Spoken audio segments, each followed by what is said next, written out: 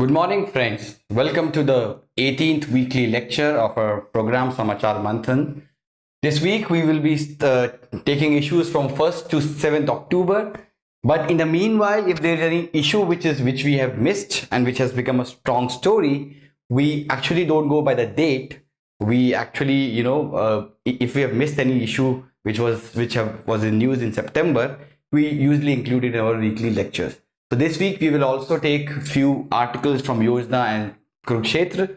So this will be now a new trend where we will be discussing one or two articles in every lecture from Yojana and Kurukshetra, so that by the end of the month we have covered almost all the lectures which were being discussed in Yojana and Kurukshetra.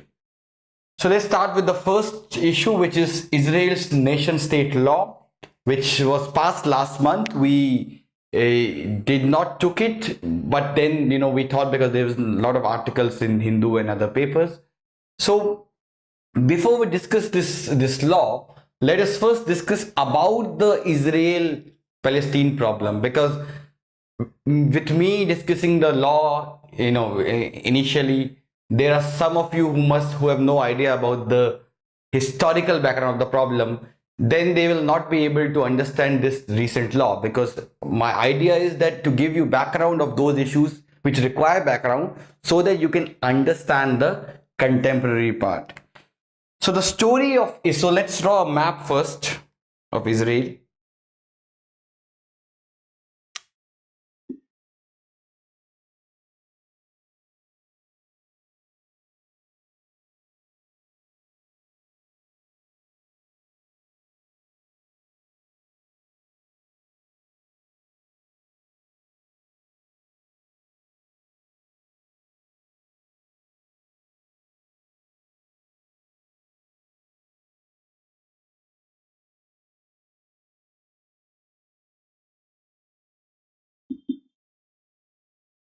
So the story of this problem started in 1896 with the birth of an ideology known as Zionism. So Zionism is like Islamism, just like probably Hindutva, which says, or which believes in the fact that Jews are one nationality. Whether you are a Romanian Jew or an Arab Jew or an Indian Jew or an Iranian Jew, it does not matter. Jews are a nationality. They require a nation of their own. So before 1900s, Jews were scattered around in many of the countries of the world, especially Europe, Middle East, Central Asia. But they did not have one country of their own. So therefore, this movement started in 1896, which was known as Zionism. Now, this portion called as Israel, there was no Israel before 1947. This portion was called as Palestine, and Palestine was under the part of Ottoman Empire. The Ottoman Empire, as you know, was big, and most of the Arab world was under the Ottoman Empire, and Palestine was also the part of Ottoman Empire. And the people who were living here, they were Arabs. They were Arab Muslims, they were Arab Christians, and there were some Arab Jews also. In World War I, as you know, that Ottoman got defeated, and all the territories of Ottoman, they were distributed between French and the British, and they were called as Mandate. So Palestine became the Mandate of Britain. Now, during the World War I, the Jews supported the Britain in the war efforts. So the British government said that we will be sympathetic for you. And after the birth of this movement, Zionism, Jews always had this dream that we will have our own land in this old Israel. So let me tell you about the history of Israel. So in Israel, you have a place called Jerusalem. And Jerusalem is actually the holiest place of Judaism. I mean, if you think that Nankana Sahib is the holiest place of Sikhs, Vatican is for Christians, for Hindu there is no single holy place. We have a lot of holy places. Just like that, for Jews, Jerusalem was the most holiest place in the world. So these Jews who were believers in the Zionist ideology, they believe that we want to have our own state in the ancient land of the Jews, which is the Palestine. So, because Jews supported Britain in the war efforts, the Britain government was sympathetic towards the Jews. Therefore, some Jews from Europe started migrating towards Palestine. Now, when few thousand came, the Palestinian Arabs had no problem. But when large number of Jews started to come, the Palestinian Arabs and Christians, they started revolting. They believe, how could you come to our land? This is our land. So both of these groups started what we call as militias, private militias, attacking each other. Now, in 1930s, Hitler started massacring the Jews in Europe, and that increased the flow of refugees from Europe and all across the world towards Israel. And therefore, the war between or the private armies of Arabs and the Jews, they started fighting each other. After the end of the World War II, the Britain thought that things are getting very complicated in this land. We don't want to stay in this mess. So let's have a solution. Let's divide this land into two parts, one for the Arabs or what you call as Palestinians, and one for the Jews. So therefore, in 47, Britain gave independence to what you call as two states, and therefore Palestine and Israel came into existence. So the original map, if you talk of original map of Palestine, it was like this. This area was for the Palestinian people. So this is a 1947 map when the Britain gave independence, and he said there will be two states now, one for the Palestine, one for the Jews. So this area was for the Arabs, and the rest of the area was for the Jews. Now the Arab countries woke up. They said, how could you do that? These people were living here for thousands of years. How could you divide their country into half? And the Jews they came from Europe. They did not belong to this place. How can we accept that? So the Arab countries, 4 or 5 Arab countries, they declared a war against Israel, the newly independent Israel. Now Israel was backed by Britain and by the US, and therefore Israel defeated these Arab countries in next 4 or 5 days. And after defeating these Arab countries, Israel increased its border. So its border, as you know, was this. Now it was something like this.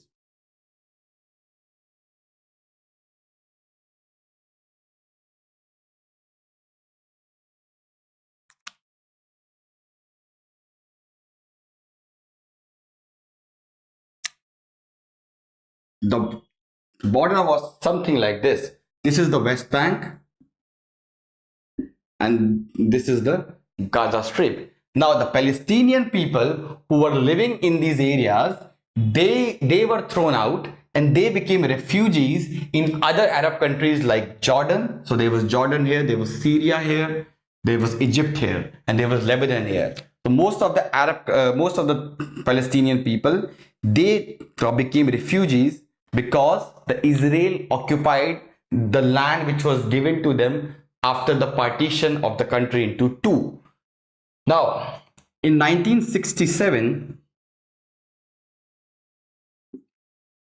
the Arab countries again attacked Israel, and Israel again defeated them, and now Israel captured whole of the area. So even the West Bank, they have captured. This was the part of Jordan. This was also captured. Gaza Strip was the part of Egypt. That was also captured. So after 67, this whole land was occupied by the Israel. The Palestinians had no place of their own. They were living as refugees in most of the Arab countries, and some of them were living here as second-grade citizens. So what happened was that in 67 war, Israel not just captured the whole part, it also captured some part here, which is known as Sinai Peninsula. And this was the part of Egypt. So it captured that also. So Israel not just captured their own territory, it captured the territories of Arab countries also. So in 1970s,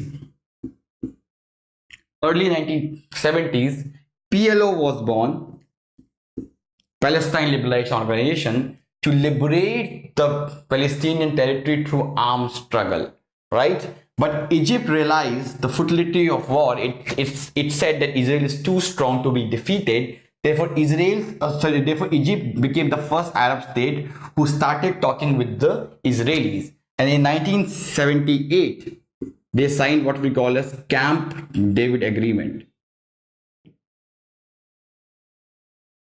And after the agreement, Israel accepted that we will leave this Sinai Peninsula. This will be given back to Egypt. In response, Egypt will recognize Israel. It will give recognition to Israel. In 1980s, in early 1980s, Israel started with one more thing. So in this area, as you know, as West Bank, the Arabs were living, sub-Arabs who did not went to the other Arab countries, they were living here, right? Israel started one more thing in 1980s, early 80s. It started sending Jewish settlers in this area known as West Bank. Because Israel thought that this West Bank, most of the people are Arab Muslims, right? If we will send settlers, it will change the demography of the West Bank, and in course of time, it will become a Jewish majority area. Now, now it was not safe for them to live in West Bank because majority of them were hostile Palestinians. So Israel thought of a new plan. It thought that what we can do is that we can start a system of apartheid in that area, which means the settlers will have a different area, and that area would be separated from the Palestinian areas through a barbed wire. So inside West Bank, if you go to by highway, there will be these Jewish colonies which will be there, and it would be there would be a barbed wire separating those Jewish colonies from the Palestinian colonies. So no Palestinian can enter into those Jewish colonies. There's very strong security there. So that is how it started. That now the UN never accepted this. UN believed that this was illegal, but still Israel, being backed by US and the other Western countries, it had it did not give any value to the concerns raised by the UN. Now in 1988, after Palestinians believed that talk with them has failed, armed struggle has failed, guerrilla war has failed, now we will have to do a mass uprising. So 1988, they do what we call as Infitahada. Infitahada in Arabic means uprising. So they did this Infitahada in 87, between 87 to 1990, in which thousands of Palestinians were killed and around 600 Israelis were also killed. It was kind of a mass oppressed, what it was, mass uprising. After the Infitahada, in Israel, a left-wing government came to power whose leader was, you don't need to remember this name, this is just for your information. Rabin, Yitzhak Rabin came to power. He believed that in order to have a long-term solution of this problem, we cannot use force always. And after this Infitahada, the Israelis were concerned that we need to talk with these Palestinians if we want a long-term peaceful solution. By that time, PLO, which was led by Yasser Arafat, he also realized the futility of armed struggle. He believed that Israel is too powerful, therefore there is no other alternative than to talk with them. So Arafat and Rabin, they started these Oslo talks under the mediatorship of Bill Clinton, and finally they kind of what we call as signed the Oslo Accord. And Oslo Accord said that in the meanwhile, in next 5 years, there will be elections held in West Bank and Gaza Strip, and a Palestinian government will come to power in this area. So it gave what you call as partial self-determination rights to the Palestinians. They believe that overall defense and foreign affairs would be managed by the Israelis, but other matters like day-to-day administration and all that will be managed by an elected Palestinian government in West Bank and Gaza Strip. Now, this accord was registered by what you call as neo-Nazi or what you call as right-wing Jews, and one right-wing Jew killed Yitzhak Rabin in 1993. Arafat was also, there were a number of assassination attempts against Arafat also, because Palestinians believe that he has betrayed the cause of Palestinian struggle. Now, let me break this myth of a lot of people. People believe it's a war between the Muslims and the Jews, but it's not exactly a religious war. It's a secular war between two secular groups, because ultimately PLO is not an Islamist organization. PLO has the spokesperson of PLO for like 15 years was a Christian, Hanan Ashrafi, one of the great leader of the Palestinian movement was George Habash. George Habash was a Christian. He was an Arab Christian. So, and even PLO has some Arab Jews also in him. So it's a fight between the Palestinian Arabs and between the Israelis. So it's not a fight. It's not a kind of religious war or a holy war. Because ultimately, it is also a fact that in the Islamic Empire, the Jews were always treated in a much more tolerant way than in the Christian Europe. In Christian Europe, they were completely treated as a second-rate citizen. But in the caliphates, the Jews were actually they became integral part of the mainstream society. So this what you call this hostility between Muslims and Jews, it has a modern context. It's like 80 years old. It's not like something going on from centuries, because during the Crusade wars between Christians and the Muslims, the Jews were the allies of Muslims. So it's not like that, and Jews and Muslims have a lot of similarity. I mean, the Jews have this circumcision, the Muslims have the same. The Jewish food is halal for the Muslims. The Jews don't eat pork, the Muslims don't eat pork. Jews and Muslims both believe that Moses is a great prophet. So the Jews call it Moses and the Muslims call it Musa. So it is a lot of, I think no two religion has so much kind of commonness among them than Israel, than Jews and the Muslims. So let's come back to the story. This thing started, but this accord, Oslo Accord, did not satisfy the aspirations of the Palestinian people. Therefore, they went for the second Intifada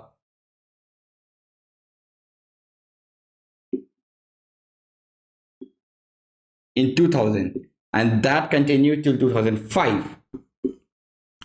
Now, this actually created a very anti-Palestine sentiments among the Israeli Jews. So before 2000, it was mostly the left wing which was in power in Israel. But this Intifada dashed the hopes of Jews, of the Israelis, that Palestinians will ever agree for the peace. Therefore, it gave boost to the right-wing forces in Israel, and therefore Benjamin Netanyahu and his ideology and its party became really powerful in Israel. And Netanyahu is an what you call as right winger. So after the 2005, when this Intifada ended, there were elections in Gaza, and by 2005, the right wings became powerful in both among the Palestinians and among the Israelis. So in Israel elections, the right wing came to power. In Hamas, in Gaza election, Hamas, which is an Islamist organization which believes in complete destruction of Israel and creation of an Islamic state in Palestine, it came to power in Gaza because Palestinians stopped believing in PLO, which they start believing that they have become too westernized and they have become proxy of the Western forces.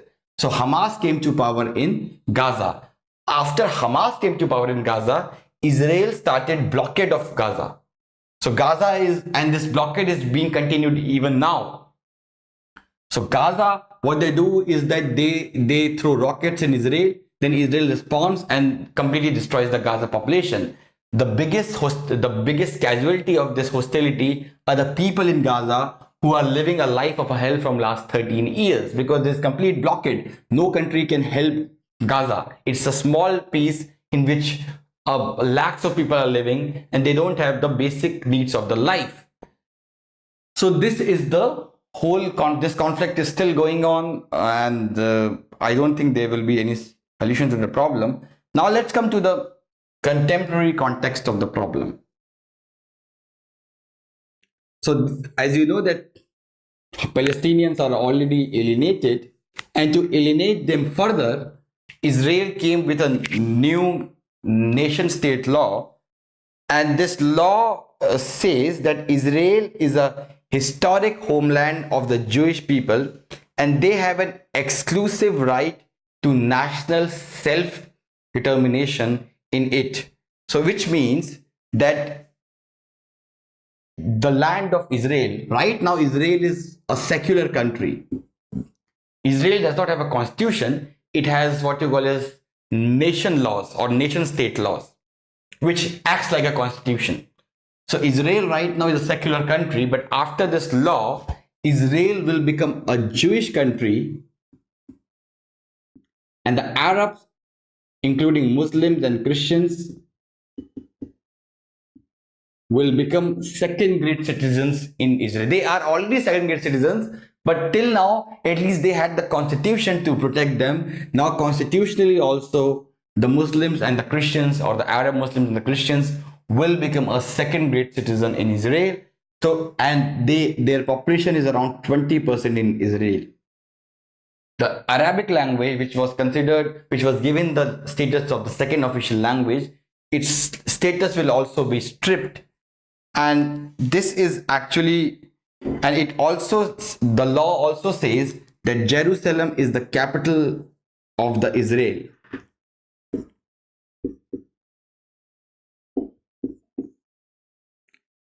Now this also goes against the aspirations of Palestinians, because the talks which have been going on between Israel and Palestine, the Palestine now says that the West Bank, give us West Bank and Gaza, give us full freedom in that, and the capital of Palestine should be East Jerusalem. So East Jerusalem has a lot of Islamic holy sites, and it says rest of Jerusalem you can take. Now the nation state law says that whole Jerusalem will be the part of Israel. It will be the capital of Israel. Now Jerusalem, as you know, is holy for Muslims also. It has Al-Aqsa Mosque, which is the third most holiest site for Islam after Makkah and Medina. It is through Al-Aqsa Mosque the Muslims believe that the Prophet went to the heaven. So all this thing, so this law would technically create a apartheid system in Israel, where the Arabs would be considered as a fully second-grade citizen. So it has been being opposed by Arab lawmakers, it is being opposed by the Palestinians, it is being opposed by the Arab world, it is being opposed by all across the world in the world. India is still now silent. We have not given any kind of statement on this law. But the peacemakers believe that this law would it would mean that there will be no hope left for any peace agreement which will take place in next few years. It means now again there will be more hostility between Palestine and Israel, because Palestinians would never accept this law. It would give boost to the extremist forces among the Palestinians, and this conflict would continue. So the left-wing people in Israel, they are also opposing this nation state law.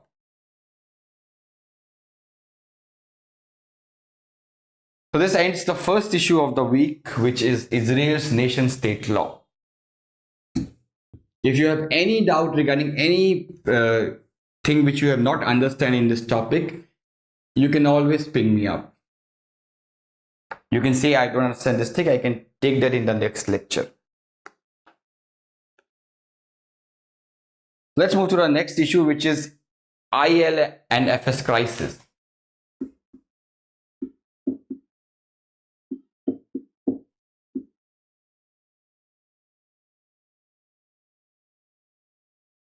So this is also thing which is in news in last 1 or 2 weeks.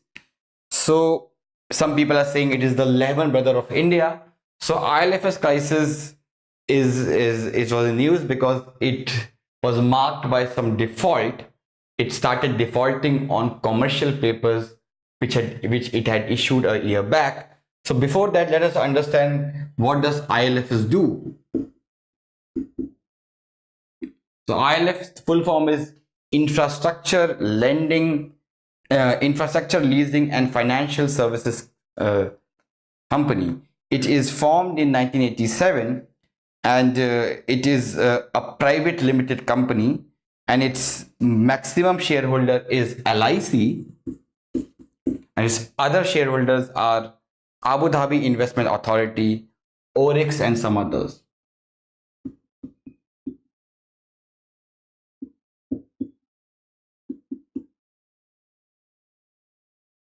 So what does this ILFS do? It funds the infrastructure projects. It funds the infrastructure projects which have been like the roads, the ports, the tunnels, etc. So it is an example of a shadow bank. Now what do we mean by shadow bank? Shadow bank are technically banks which look like a bank, but they are not exactly a bank because they don't fulfill the criteria which the banks fulfill. So the normal banks have to maintain CRR, they have to maintain SLR, they have to maintain capital adequacy ratio. All these things they have to maintain. A shadow bank functions like a bank in a way that it lends people, but it does not have to fulfill the requirements which are done by the bank. Like it does not have to fulfill any CRR, SLR or capital adequacy ratio criteria, right? So that is why these shadow banks are prone to more crisis, because there is less regulation of central bank over these banks. Lehman Brothers and Merrill Lynch in US, they were also example of a shadow bank. So how do these ILFS or these shadow banks function? So see, ILNFS, what it does is that it takes loans from two areas. First area is it issues commercial papers. So commercial papers are just like the treasury bills. So government issues treasury bills when it wants a short-term loan. Treasury bills has a maturity rate of less than a year. Same goes with commercial papers. It is a short-term instrument which highly credible private companies issue, and investors buy these papers, and by buying these papers it gives loan to these company. So it is also like treasury bill, it also is issued in discount, and when the maturity is done, the investor gets the face value. For example, suppose the price of commercial paper is rupees 100, but it is issued at a price of rupees 90. So when there will be maturity of 1 year, the investor will get rupees 100 back. So it will be around 10% interest rate. So these infrastructure investment companies, they raise loan through commercial papers and through banks and pension funds. These are raised for long-term period, like 8 years, 9 years, 10 years, 12 years. And after they raise loan from these areas, then they give loan to the infrastructure companies or the infrastructure projects. So it acts like a middleman. It takes loan at a cheap price from these by issuing either commercial paper or by taking loans from banks and pension fund, and then it gives loan at a higher price to infrastructure projects.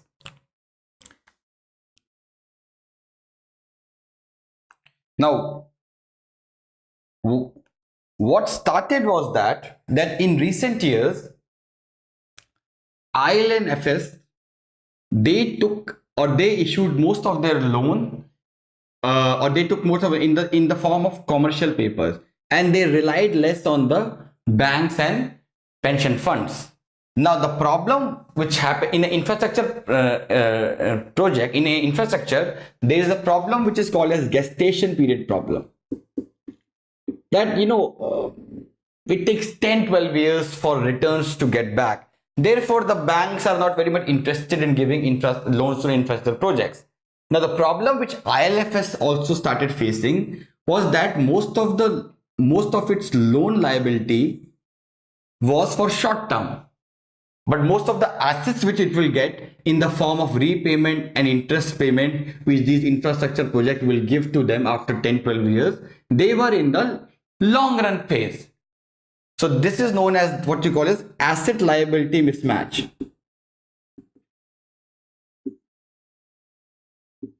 भाई, आपने loan जो लिया है, आपने जो आपने loan लिया है, you have taken loan through issuing commercial papers, वो आपने 1 साल के बाद आपको देना है. यू हैव टू पे back the loan after 1 year, right? But आपने जिसको लोन दिया है infrastructure projects, these infrastructure companies will pay you back after 10 years. But आपको तो इनको लोन पे करना होगा ना 1 साल बाद, बट वहां से आपको मिलेगा 10 साल के बाद. So that is the problem of asset liability mismatch, and because of this, now they have to pay 91,000 rupees to the investors who bought these commercial papers. But ILFS has no money for that because its assets it will get after 10 years. So therefore, ILNFS started defaulting on the commercial papers. And that is how this crisis started. Because it created a kind of panic in the market that, ILFS has started defaulting. Maybe it will fail. It will face the same fate as Lehman Brothers. It will go bankrupt. Right? So what are the reasons for the crisis? Other reasons. So first reason and the most important reason is the asset liability mismatch.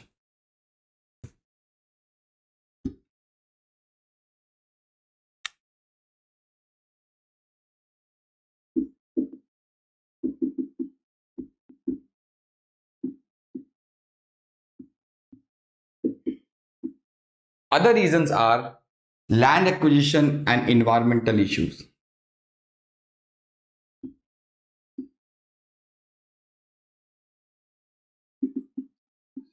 So many of the infrastructure projects which this ILFS has lended, they have now stuck because of the land acquisition and the environmental clearance problem. So since these projects are stuck, they are not being able to pay back the installment and the interest rate back to ILFS.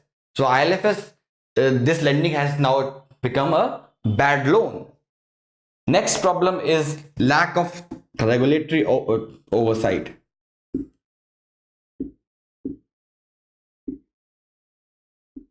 Now this is again a problem because since RBI and other central bank does not have much control over ILNFS and other shadow banks, they tend to give more risky loans. And lastly, mismanagement, which is just like Lehman Brothers, they have started giving loan to those people who did not have the credit worthiness to pay back the loan, and that is why their loans are stuck. So how has this situation hurted the NBFCs?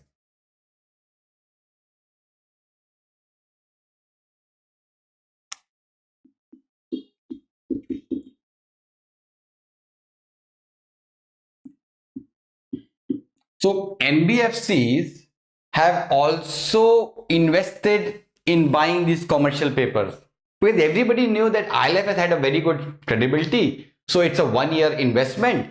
I will buy these commercial papers. Then after 1 year, I'll get interested. I'll earn on that. So a lot of these mutual fund companies, a lot of these investment bank companies, a lot of these insurance companies, they have also brought the CD or the commercial papers of ILFS. Now ILFS has start defaulting. That has started to hurt these people also, because their liquidity is now stuck. Right? If they would have got back the payment, they would have used that money in giving more loans or in doing the further investment. But now after this, their money is also stuck. Therefore, ILFS being such a big company, it has hurted the other NBFCs also who have invested in the ILFS. And this is actually leading to what you call as liquidity crisis in the economy, because most of the money, the people who have bought these commercial papers, their money is stuck, and since their money is stuck, they cannot undergo a fresh investment, and this is creating a liquidity. There is not enough liquid money in the economy, right?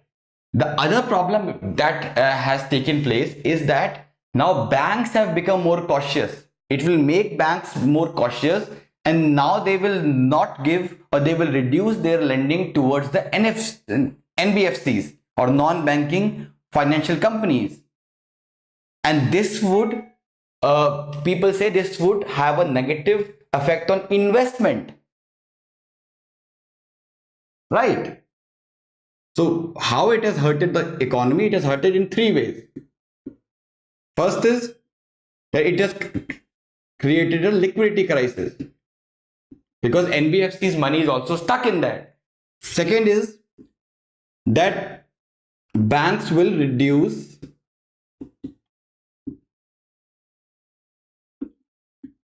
credit inflow to the NBFC sector,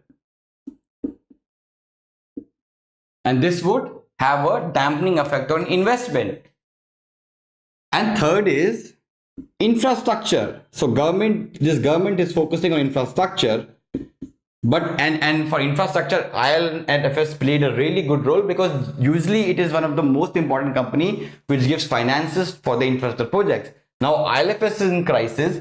What will happen to those new infrastructure projects? It will slow down the infrastructure growth in India.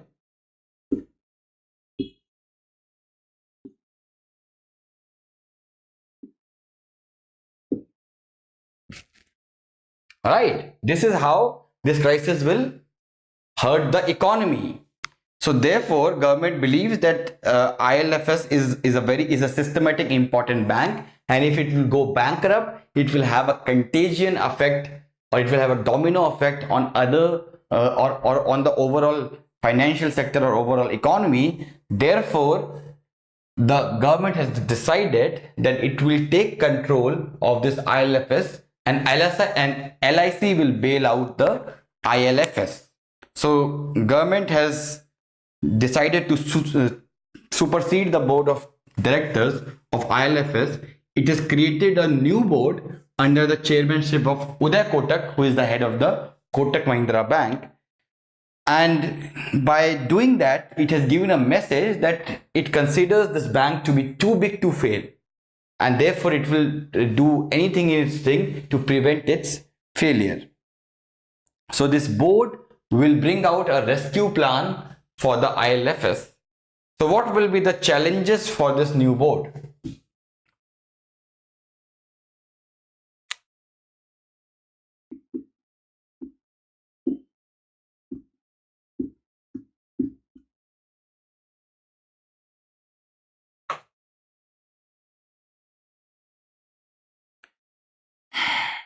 So the new board, first of all, it will have to find enough liquidity to repay the debt which it has acquired.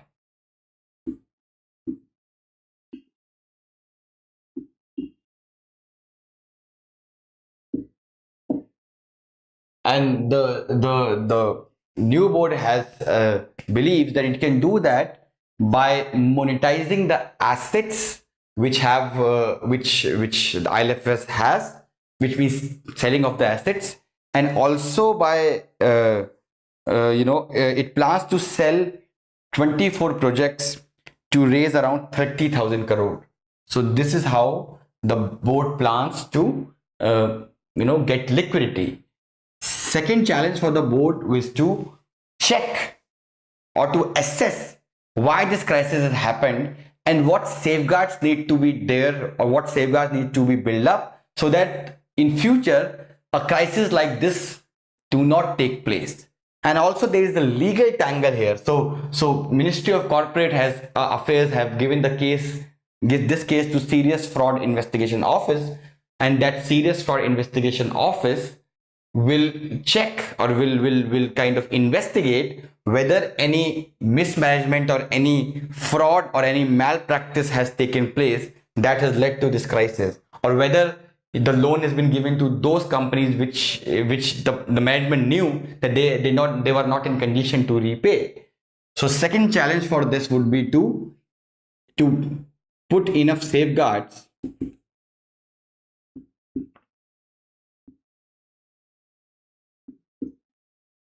to ensure that further crises do not take place.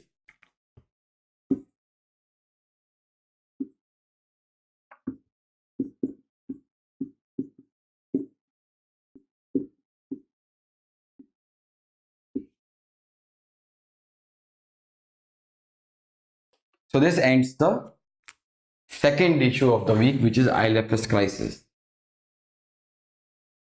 Let's move to the third issue, which is the president gives assent to India's first Good Samaritan bill.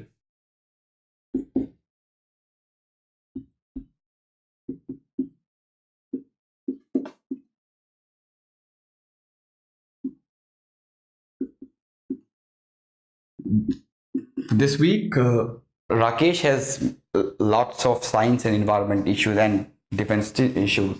There are less issues on economy and polity and IR and social issues, which I take. So, this bill has been passed recently by Karnataka, and that bill has got assent from the president.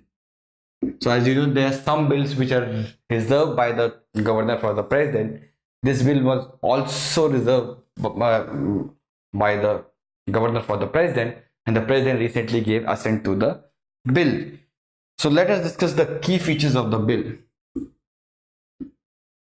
First of all, let us discuss what do we mean by Good Samaritan. Good Samaritan is the person who helps a person who has faced an accident. So if somebody has faced accident and you take him to a hospital, you take it very swiftly, then you could be considered as a good Samaritan. Now in India, the problem is that these people who help those people in accident, they face a lot of legal kind of harassment. They have to go to court again and again. The police people call them again and again to the police station. So that is why because of so much complications, most of the people do not help the accident victims, and because of this they die. What this bill tries to do, it tries to protect these good Samaritan, it tries to reward them so that it incentivizes people to become a good Samaritan. So it will have first of all, it will protect the good Samaritans.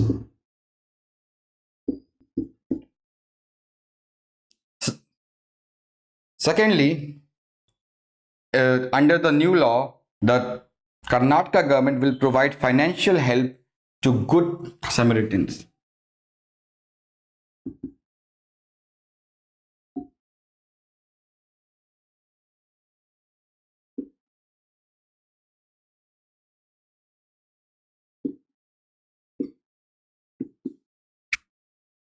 Thirdly, they will be exempted from repeated attendance in courts and police stations.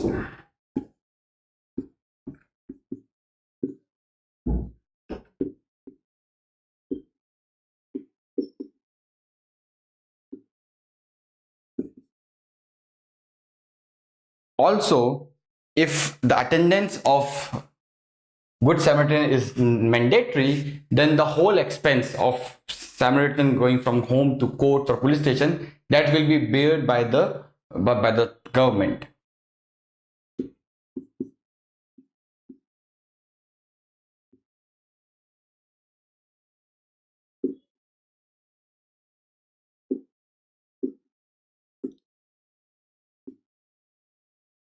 So with this bill, the Karnataka government became the first state in India to actually launch a Good Samaritan bill.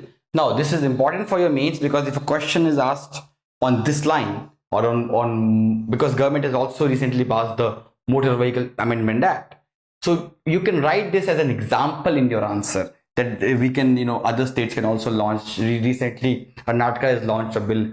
Other states can also. So it can be used as an example, which can give boost to your answer.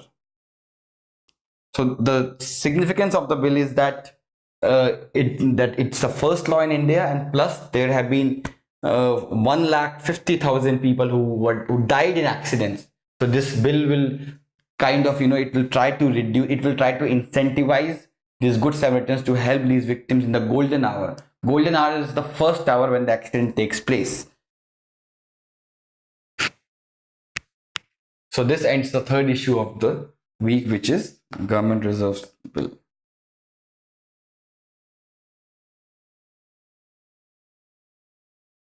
Let's move to the next issue, which is again article by Rajmohan Raja Mandla.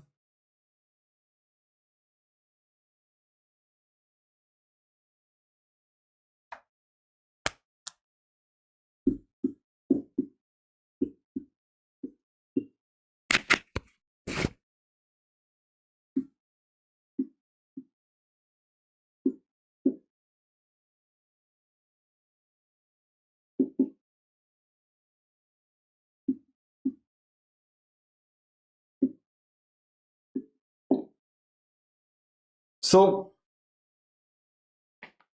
recently during the UN summit, everybody expected that India will talk with the GCC countries or the Gulf Cooperation countries. Gulf Cooperation countries are countries, they are actually the monarchies in the Arab world. So there are 6 monarchies: Saudi Arabia, UAE, Qatar, Kuwait, Bahrain, and Jordan, I guess. No, not the Jordan. Oman.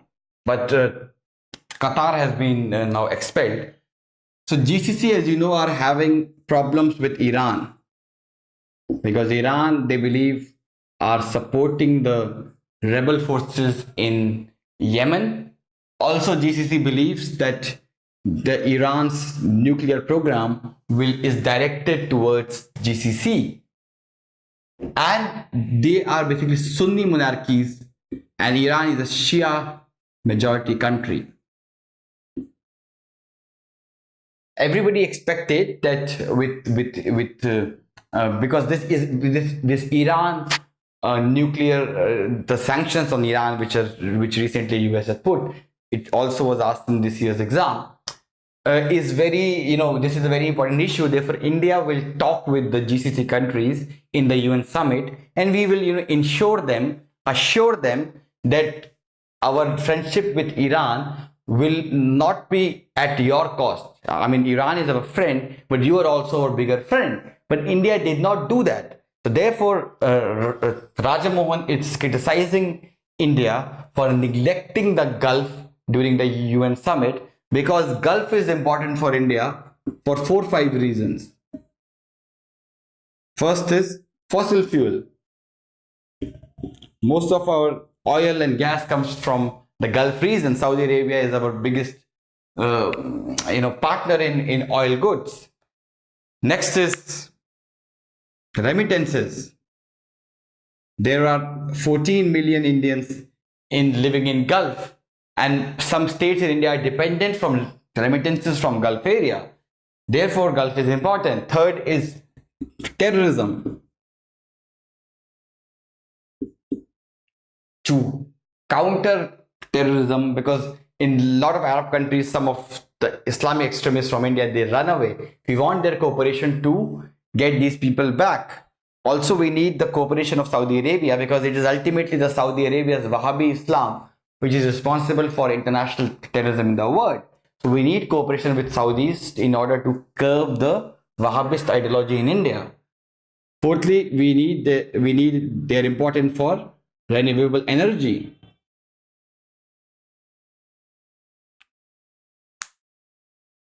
Because they are important part of International Solar Alliance. So in UN, India did not talk with the Gulf countries, but US they did talk with the Gulf countries, and they have proposed creation of Middle East Strategic Alliance.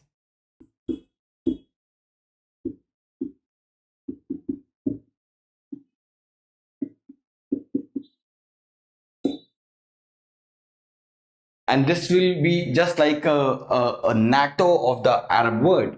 And this Middle East Strategic Alliance, it is directed towards two countries, Iran and Syria. It will have the Gulf monarchies and also Egypt.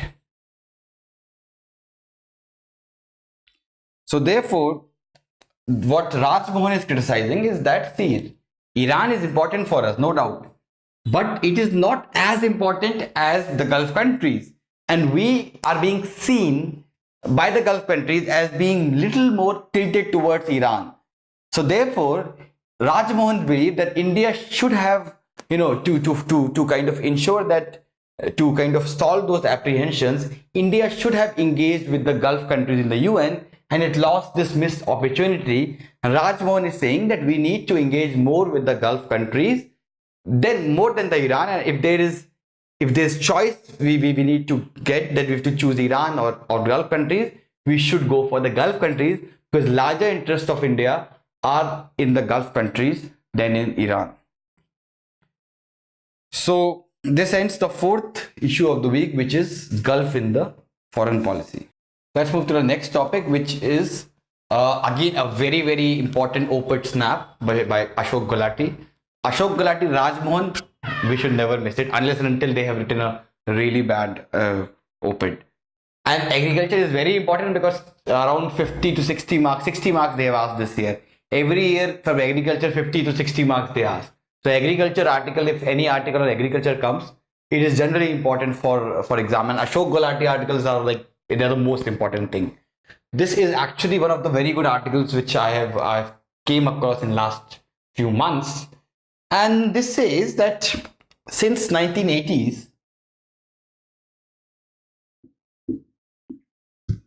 India started, or the government started focusing more on input subsidies than on investment, than on agriculture investment. So in 1980, investment, which means investment in roads, R&D, warehouses, this was 3.9% of agriculture GDP. Now it is 2.2%. And when we talk of input subsidies, which means free water, fertilizer subsidy, MSP, free power, all these, it was 2.8% of agriculture GDP in 1980. Now it is more than 8%. So it clearly indicates that in last 35 years, because of farmers' pressure, because of rich farmers' pressure, government policy has been moving away from investment, more investment in agriculture, to more subsidies. Now, the problem with that is that according to experts, investment in agriculture is 10 times more productive in improving the quality of life of farmers, and also in improving growth rate, than input subsidies. So when we talk of input subsidies have following negative effect in India.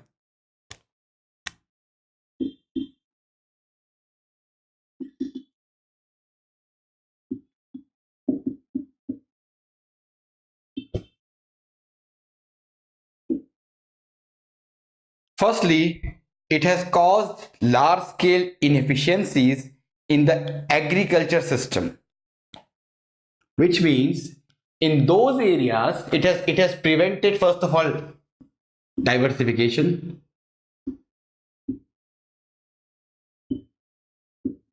Everybody wants to grow rice, wheat, and sugarcane because you get MSP for that, right? Water subsidy of free water and free power has led to over exploitation of groundwater.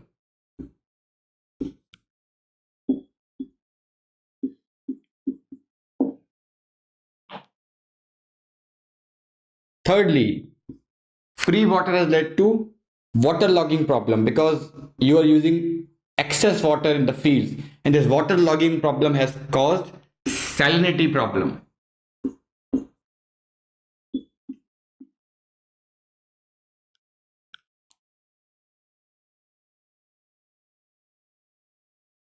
Fertilizer subsidy has caused imbalance because more and more farmers are using urea and less of them are using the other inputs. That has led to decrease the fertility of the soil. And lastly, credit subsidy has meant that the loan taken for agriculture purposes are being used for non-credit purposes, for marrying the daughter, for other things. So therefore, what Ashok Galati suggests, that we should focus not on input subsidies, rather than that we should focus more on investment. That is how West is doing. See, and this is also beneficial for India because the WTO has the problem with these input subsidies, this agreement in agriculture. If we give infrastructure, if we invest in infrastructure investment in infrastructure is part of green subsidies. It is part of what you call green box, and therefore WTO will not challenge us on that. So it is also, this kind of investment is also WTO compliant. So what are the policy suggestions which he gives?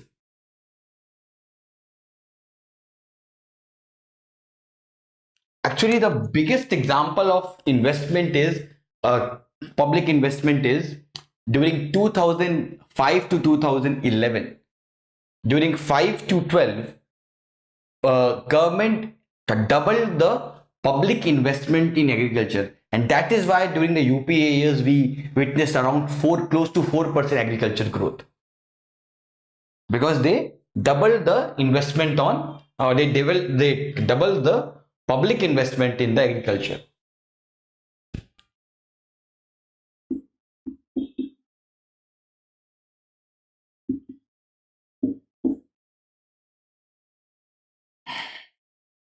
First is investment in public irrigation is very expensive, and there's a gap between the potential created and potential use, and that gap is because of the leakages that we have, the inefficiencies that we have. So first suggestion it gives is that the leaky system should be fixed.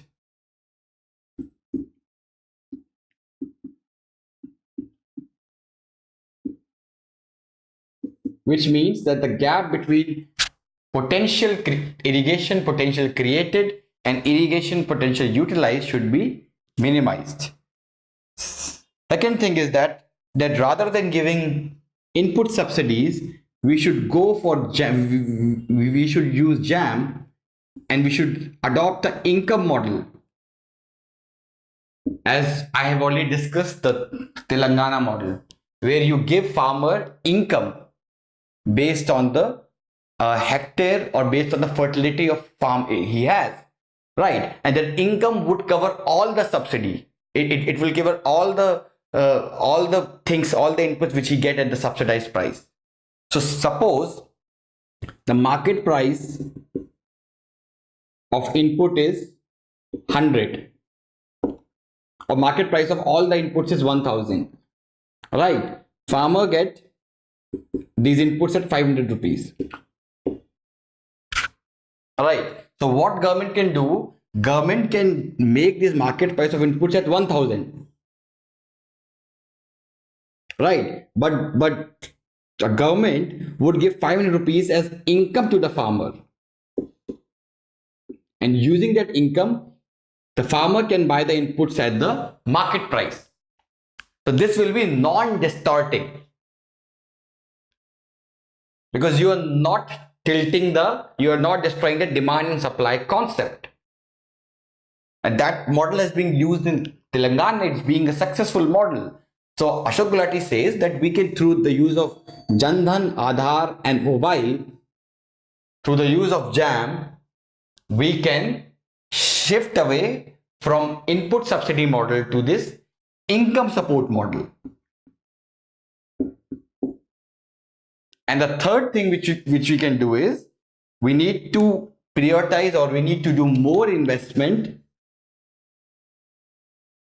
in agriculture, road, education and R&D. All this will reduce the supply chain cost, and that will benefit the agriculture sector. Let's move to the next issue, which is WTO, IMF, World Bank seek urgent international trade reforms.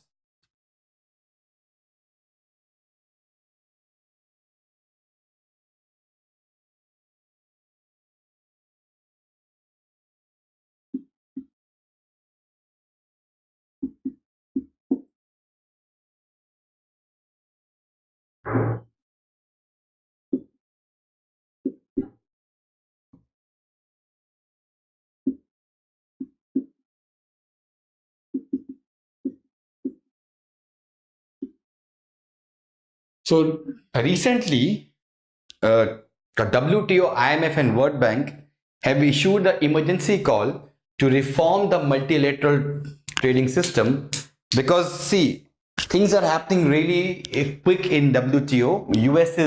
US under Trump has contempt for this multilateral trading system. It is being withdrawing itself from TPP. It has withdrawn itself from it has been doing this trade war with China. So therefore, these three organizations believe that the multilateral trading regime, or the WTO, has to go reforms in order to be relevant in next few years. And three areas of reform which they have suggested are: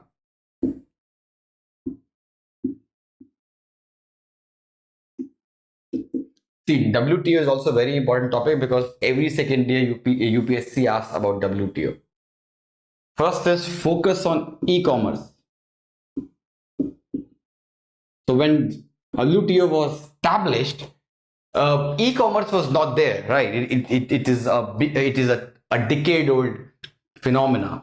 So therefore, they have suggested that WTO should also look into e-commerce. They should also frame some rules with respect to e-commerce, because e-commerce is the next big thing in the next 21st century. Next is, there should be emphasis on plurilateral accords. So see, WTO is run by consensus. All the 163 members have to agree if a deal has to be done. And that has been the biggest reason why we are facing this problem of policy paralysis, where some country has some problem in some deal. So therefore, they have suggested that WTO should go for plurilateral accords, which means some like-minded countries can sign an agreement with each other, and even if other countries don't agree, that agreement or that deal or that convention will be valid on those particular group of countries. For example, suppose the least developed countries do an agreement, 60 of them, and they decide something about something. So this new thing which they've decided, that will be applicable on those countries, irrespective of the other countries who have not agreed on it. Next is revitalizing the dispute settlement mechanism.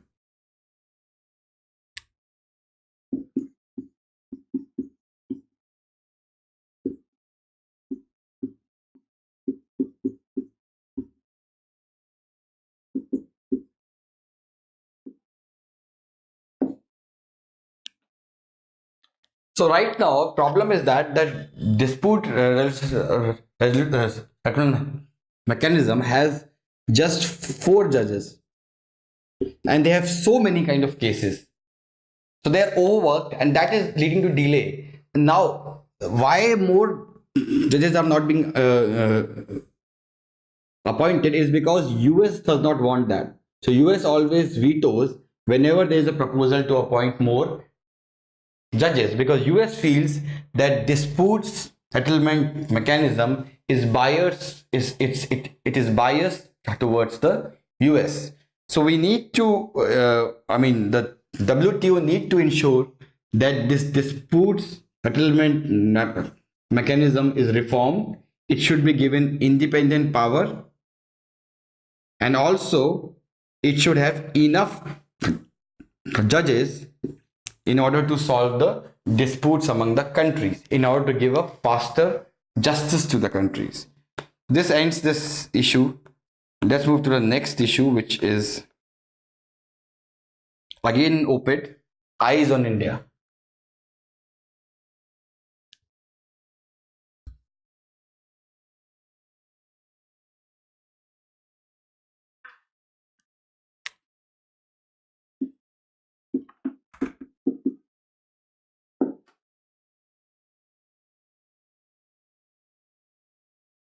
So this op-ed was recently in news, and this talks about the strategy in the strategies of the countries in the Indo-Pacific. So Indo-Pacific, there are 4-5 main powers. These include South Korea, Taiwan, Japan, Australia. And all of these countries have problem with China. They have problem with China because some countries have island disputes over China. With China, this includes Japan, South Korea. Other countries believe that China uses, economic might to coerce or to do political this thing. It uses its economic muscle for political purposes.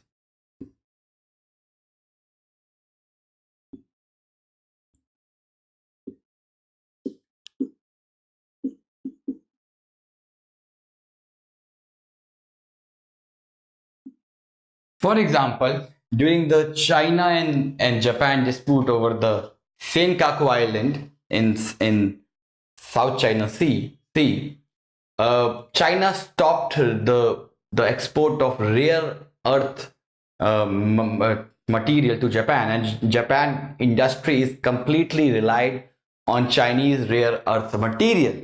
Same happened with South Korea when South Korea fired this defense missile system. China punished one of the multinational giants of South Korea. So these countries believe that China uses this economic might for the political purposes. Thirdly, there's a trade war going on between US and China. And fourthly, these believe the China market does not have enough future potential.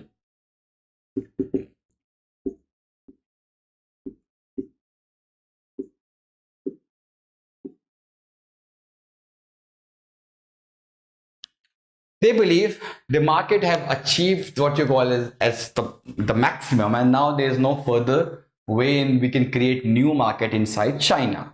Because of these things, all these countries are looking at reducing their dependence on China, and they are looking towards Southeast Asian and India. And this is the main crux of this op-ed, that all these countries have launched projects or they have launched programs which is directed towards India, and therefore India should take those opportunities in order to develop itself. So if we talk of Japan has launched a new project known as Free and Open Indo-Pacific Strategy.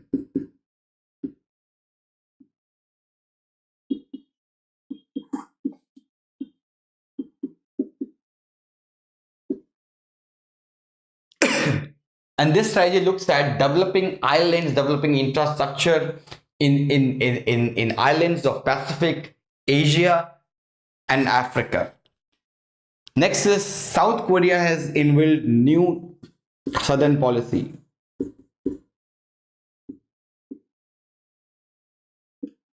And this policy is directed towards Southeast Asia and India. It wants to have closer economic relations with India. Next is Taiwan. Taiwan has announced a new southbound policy.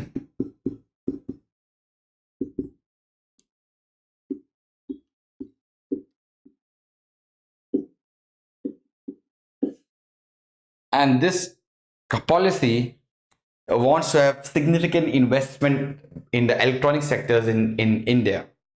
And Australia has also launched India Economic Strategy.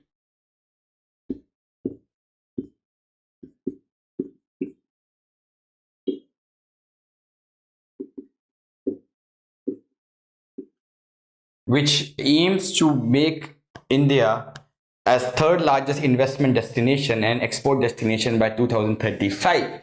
So all these countries are looking towards India, and India needs to work on its infrastructure, it needs to work on its processes in order to take the benefit of these opportunities. Let's move to the next program, next topic, which is the price is wrong. This is open again and related to agriculture. So agriculture, as you know, is the most important area in UPSC preparation.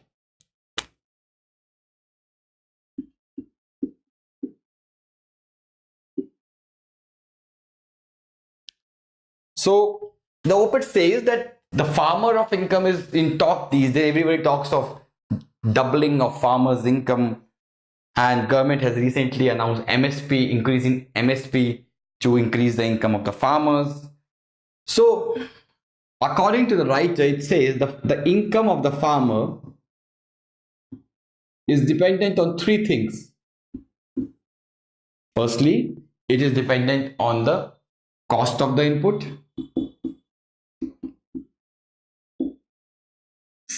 Secondly, it depends on production. And third, it depends on the price which the farmers get.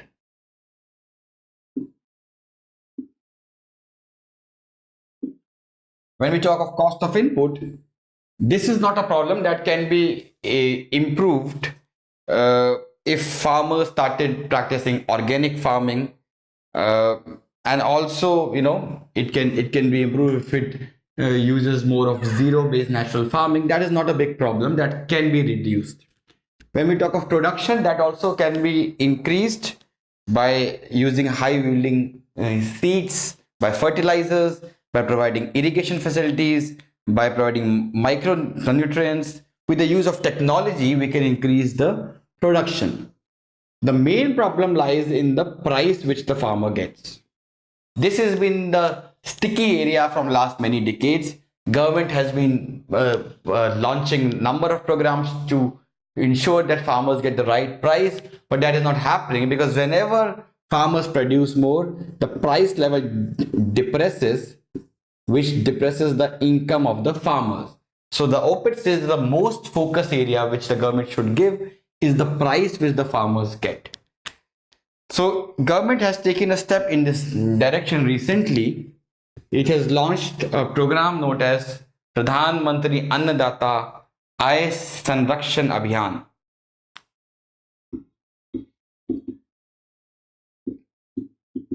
And this has three components I have discussed earlier. First is price support system.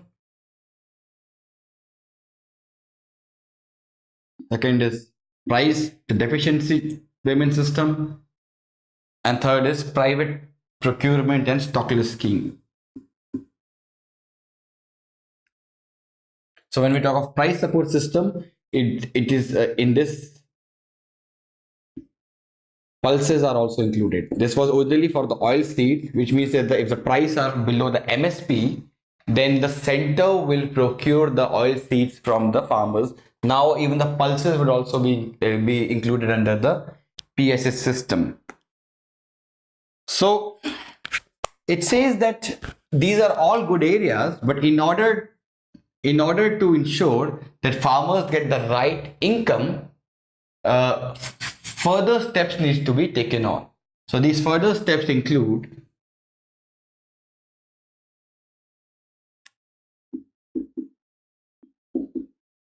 after a year in Samachar Manthan, you will become experts in agriculture. That is my guarantee, because at least every second lecture we deal something about agriculture. So I hope that you, when you give the mains next year, a question comes about agriculture, you have so many points to write.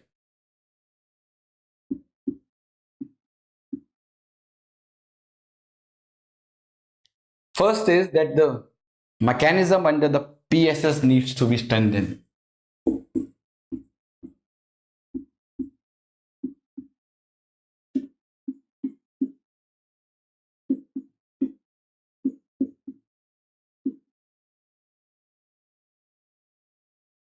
So right now, the procurement takes place by the state agencies on the behalf of NAFED, and the problem is that the farmers, there's a lot of delay in procurement process, and because of the delay, farmers have no other option but to sell those crops at a throwaway prices in the market, because by the time they will wait for the state to intervene, the crops, because they don't have proper warehouses to store, so in the meanwhile their crops will get destroyed, their produce will get destroyed.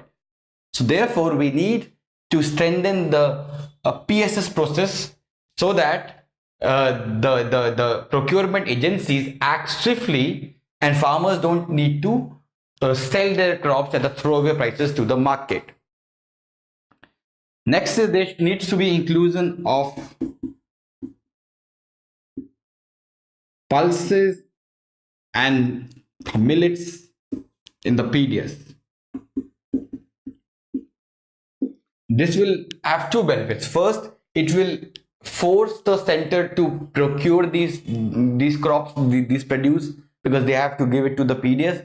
And secondly, it will improve the nutritional status of the population, especially the children. Next is they need to be storage and negotiable warehouse facility need to be expanded.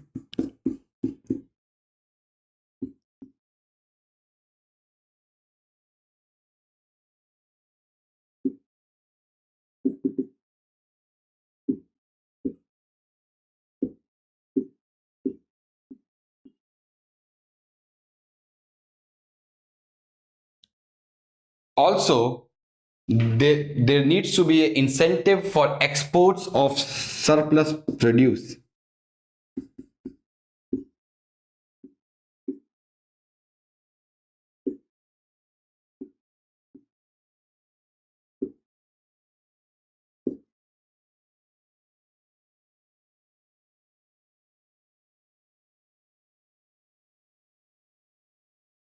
And lastly,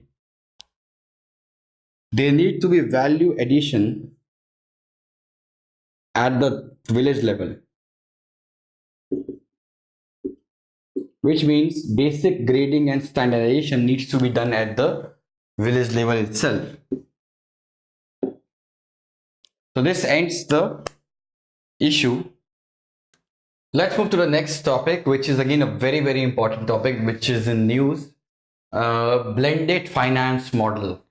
So this was in news because OECD has said that this model should be implemented for achieving SDG goal or sustainable development goals in developing countries and in the third world countries. So, what do we mean by blended finance? Before that, we should understand what do we mean by development finance.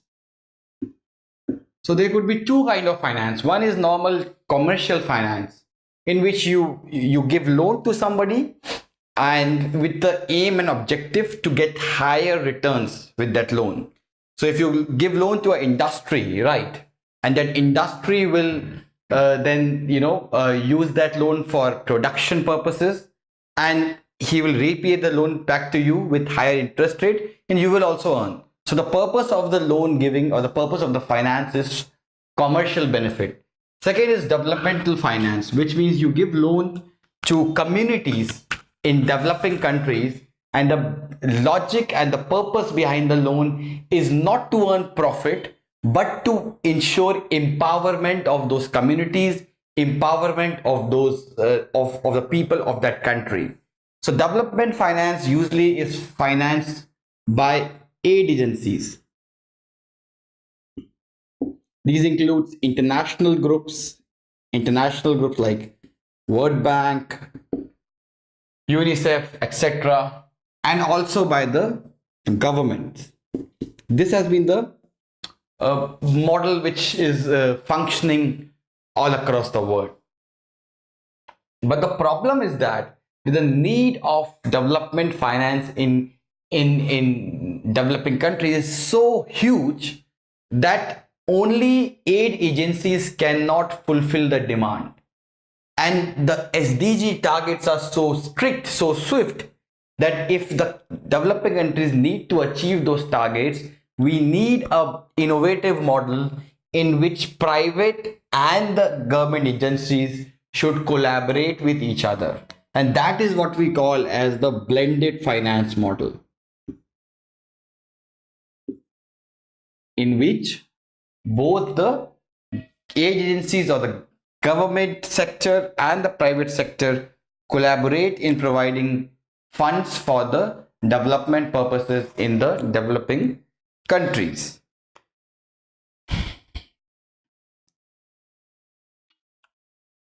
So what is the rationale behind the blended finance model?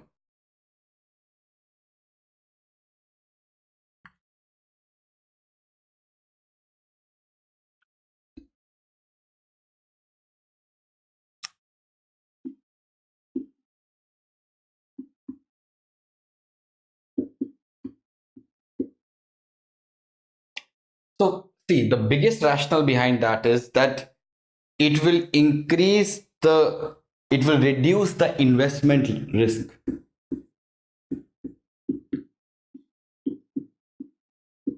So see, if you tell a private company to invest in development finance, you need a lot of money, and the whole risk is of that company, right? If we have a blended finance model, then the risk is divided between the aid agencies, the governments, and the private sector. So it reduces the investment risk in case there is failure, in case that fund is appropriated by those state agencies and they don't do anything developmental related.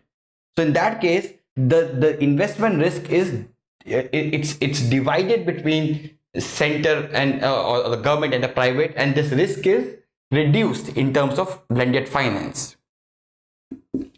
Next is it will increase the capital leverage.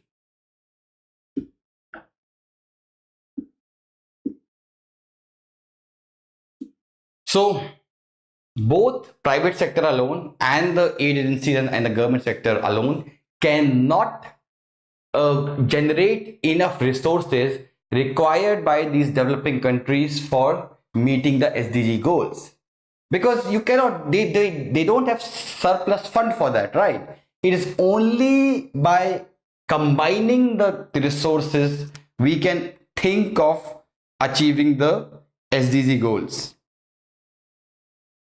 Next is it enhances the impact.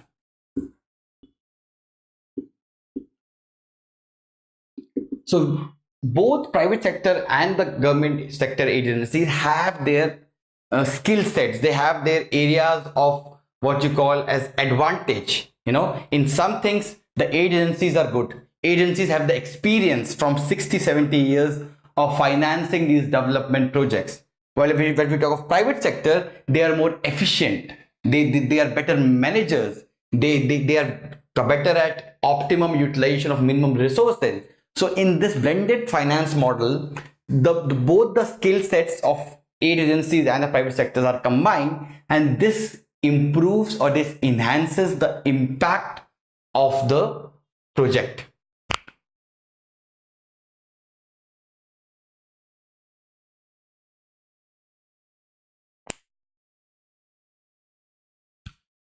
Now let's come to the issues which needs to be sorted out if blended finance model needs to succeed.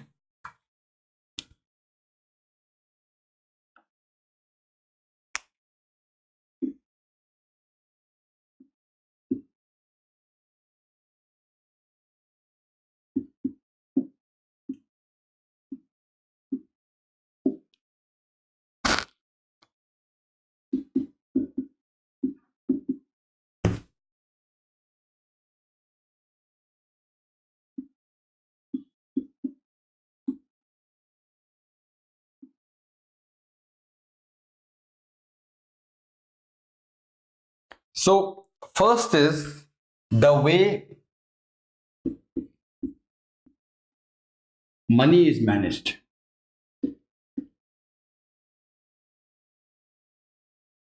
So when we talk of aid agencies, they have this thing that they have this prior rule that they have to spend all their commitments in a given year.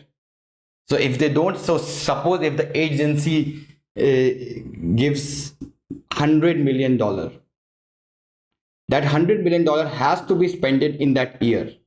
If it does not spend in that year, that will lapse. So the focus of these aid agencies are only on ensuring that the money is spent. It is not focused on the outcomes. It is just like the Indian budget, where a budget is considered successful if all the allocated money is spent. What outcome it has achieved, that is not the focus area of the aid agencies. So blended finance model needs to ensure that the money is managed in a way that focus should be on outcome and not on the way money is or not on spending, that whether money is spent or not. Next is the way money is monitored.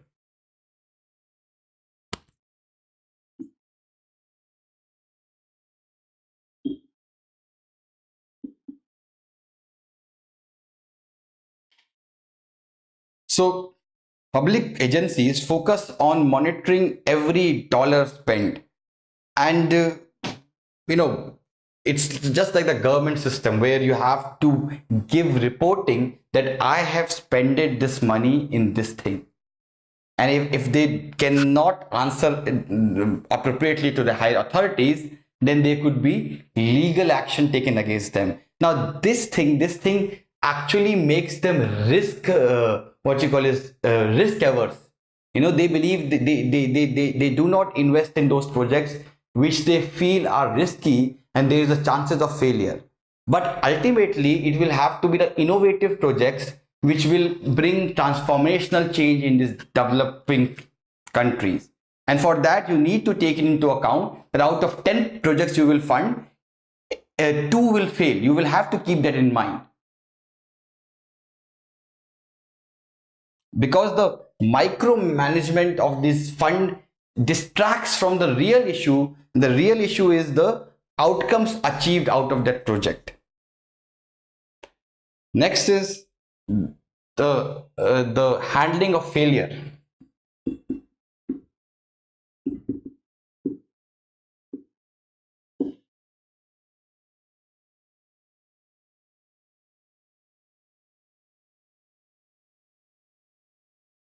So as you know that failure is bound to happen in some projects.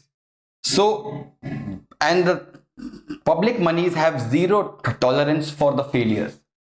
because failure they have to be answerable to the people. So therefore a system has to be sought out where even if some projects are failed, no question should be asked on those aid agencies. No question these people who are working for these aid agencies, they should give to the higher authorities. It's natural, some projects will fail, right? And last is ideological differences between government and the business.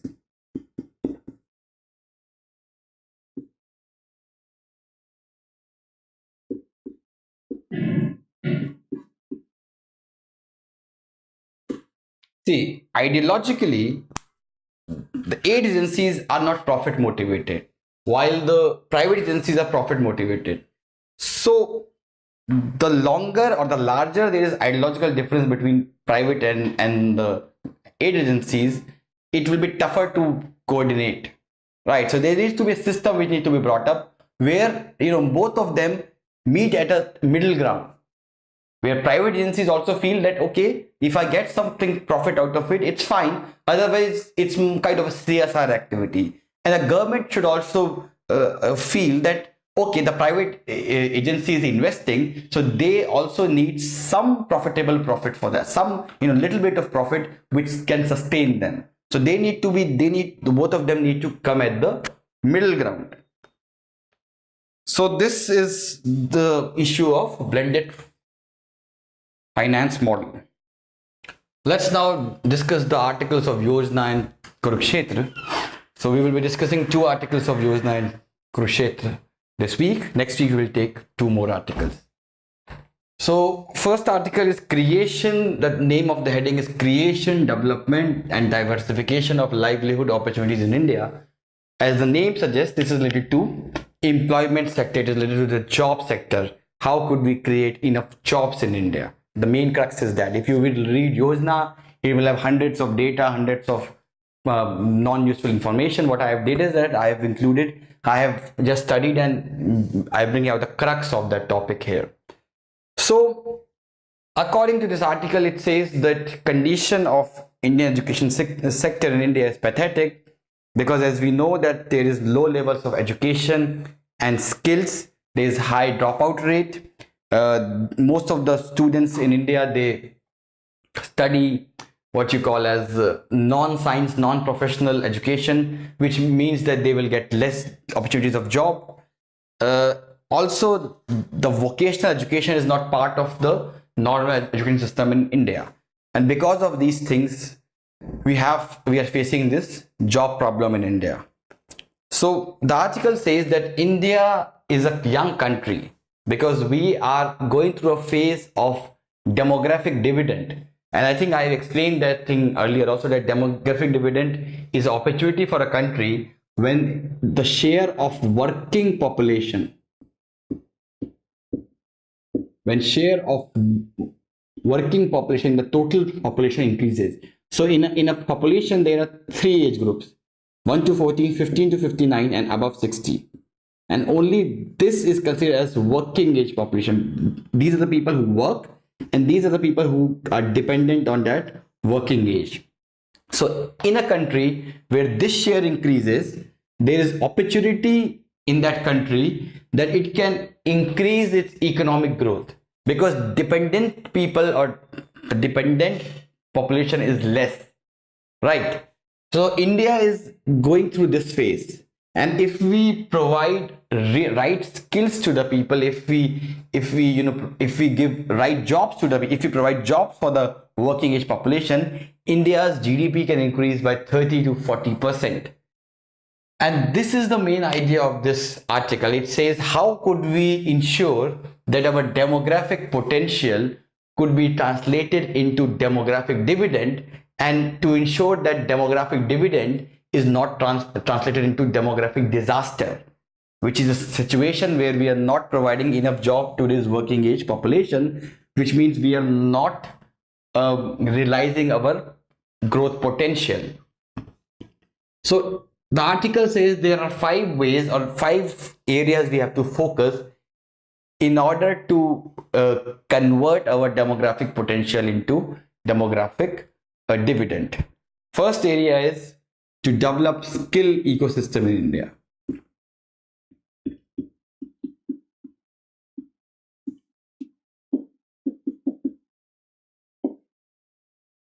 So 46% of India's youth who come out of higher education institute, they're employable according to the India Skills Report 2018. So therefore, there is an urgent need to enhance the skill development infrastructure in India. So the article says we need to focus on 6-7 areas. Firstly, we need to increase the training capacity. And the good part about Yojana is that Yojana is a government book. So it usually praises government efforts, right? So you can get the critic points from Hindu, from Wire, from all these left-leaning newspapers, and you can get the government stance from Yojana and Kurukshet. Ultimately, when you write the answer, you include both the stance and your answer is balanced. So increasing training capacity. So for that, government has launched Pradhan Mantri Kaushal Vikas Yojana. And under this Pradhan Mantri Kaushal Vikas Yojana, there will be Pradhan Mantri Kaushal Kendras, which will be established in 460 districts, and these Kendras will skill people in multiple areas. Next is improving quality and relevance.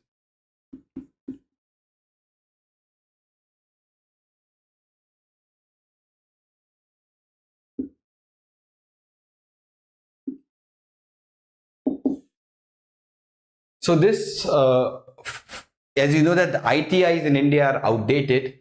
They teach you things or technologies which have no use now.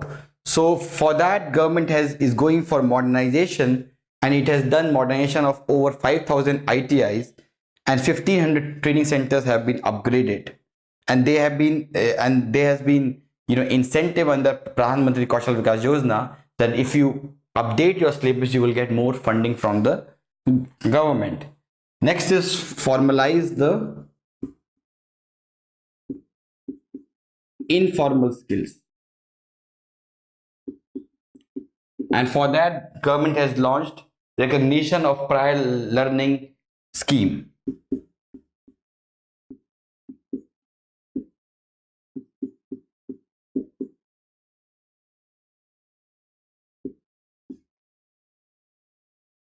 This scheme is actually, this UPSC has asked this question, I think in 17 or 16 they asked, 1 year they asked. And this actually tries to formalize. So if somebody has learned the art of making what you call as matkas, right, from his parents, he has not done any formal training, but his informal training is not recognized. Under this recognition of prior learning scheme, his informal training is first tested, and then he is given certificate that this guy has achieved. He is a skilled person. He's not just somebody who's doing it just like that. He's a skilled person. So this certificate can ensure that he can get a job in other places also. Next is skill wage premium.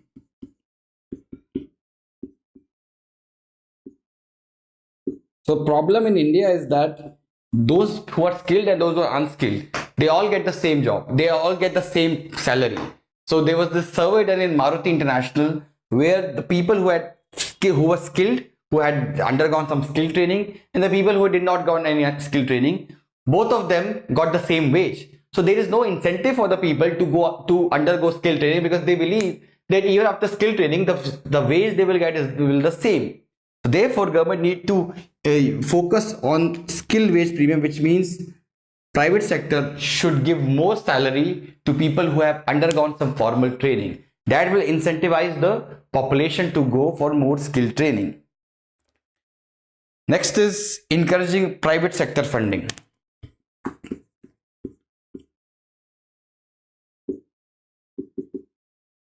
So right now, it is only the government sector which is investing high on funding the skill sector. Therefore, what we require is that that private sector should be allowed to skill the people, and the cost that they have borne on skill training, that cost should be compensated by the government, so that it will incentivize the private sector to provide more skill training opportunities to its workers. And lastly, realign India's education system to emphasize on skills rather than degrees.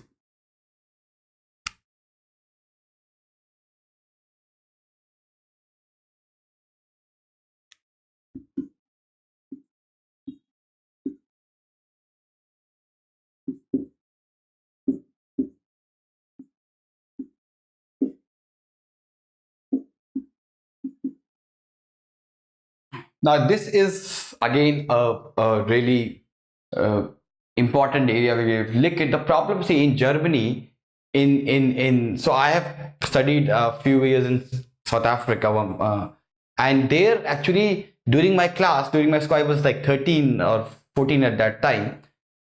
In classroom, they used to, along with the normal kind of course, they used to give us some skill training also. So I learned the art of making tables there, you know. They, because, and in South Korea and Germany, it is at a different level, where these people, they ensure that if that person has no academic future, at least he can get a decent job in areas which require skills, which require physical skills. So in India also, along with the formal education system, this needs to be continued. So even in secondary schools, in higher secondary schools, the students need to be trained in these physical arts along with the academic teaching that they are given. Actually, in some states in India, they have launched this. In Haryana, in Himachal, in Kerala, they have mandatorily made vocational education part of school education. Next area we have to look at is into addressing the structural and labor market rigidities.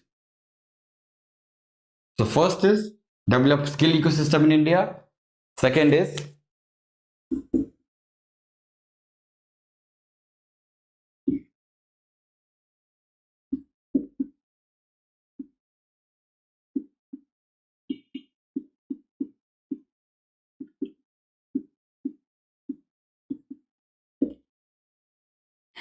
so this is unemployed. As you know, that labor market in India is, it's really, the labor laws are outdated. We have 45-50 labor laws, and these labor laws makes the labor expensive in India. As you know, that India is it's a labor surplus country. We have surplus labor and we have scarce capital. But because of these labor laws, so much protection, you cannot fire them, you have to give them so many things. Labor in India is expensive, and the anomaly is that because of these laws, labor becomes so expensive in India that private sector goes for the capital. They go for more capital and less labor, because the capital, they find it less cheaper than the labor, and that is leading to joblessness problem in India, because more and more companies are using more machines and less labor, and that is leading to less job creation in India. So therefore, we need to, and the ILO report says that the employment elasticity of Indian economy is 0.15%, which means GDP growth is not leading to employment growth in India. So to address these rigidities, government has launched number of programs. Firstly, it has come up with the concept of fixed term contract employment.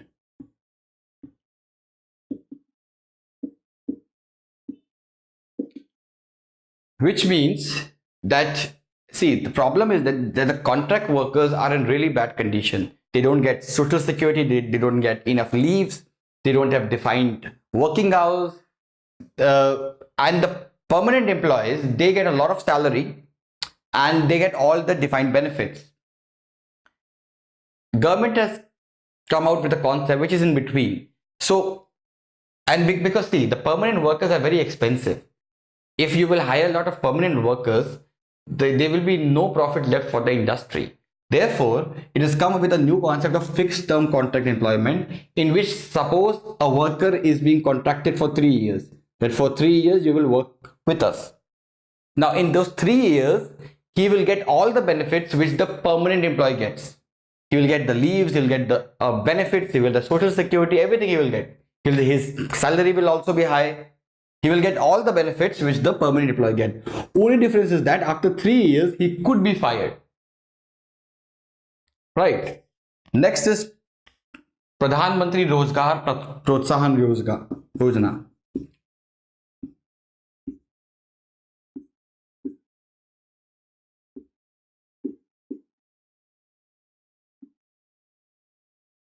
In this, the government uh, is paying the full EPF or full EPF contribution which the employer pays to the new worker. So if somebody creates new job, government will bear the all the cost of EPF. Next is for ease of doing business.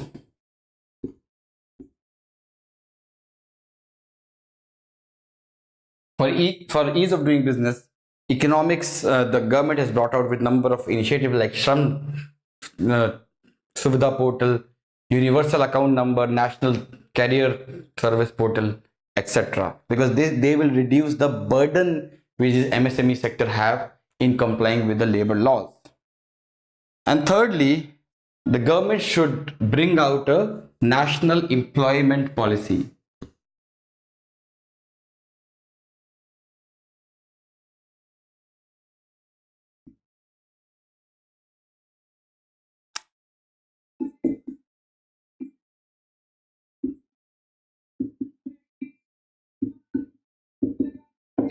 That national employment policy should address following things. Firstly, it should analyze and improve the labor market data.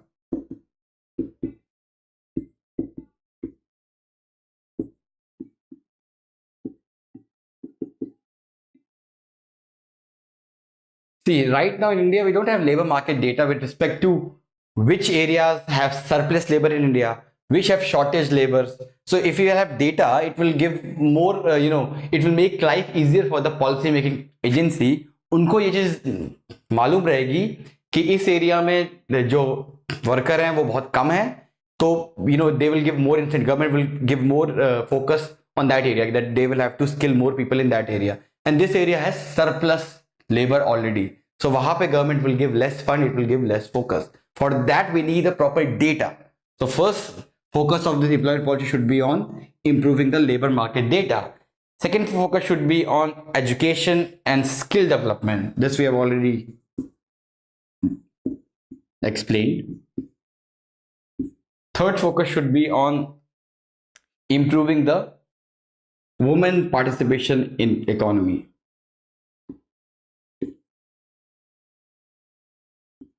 So as you know that the women participation is just 27% in India, compared to men. 75% of the men are a part of labor force, and this we have discussed so many times, so I will not discuss again. The focus of the policy on improving the women participation. Next is they should focus on employment and income in agriculture.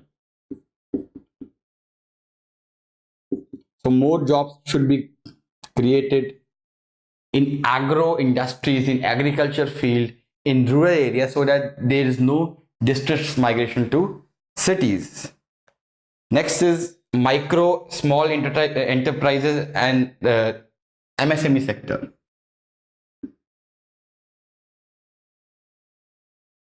Next is there needs to be an employment opportunity, focus on creating more employment opportunities for the vulnerable section.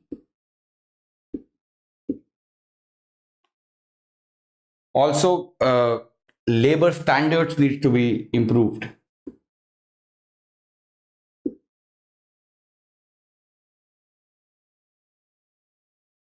Fourth area where government need to focus is promoting sectors which have more potential or which have maximal potential to create jobs.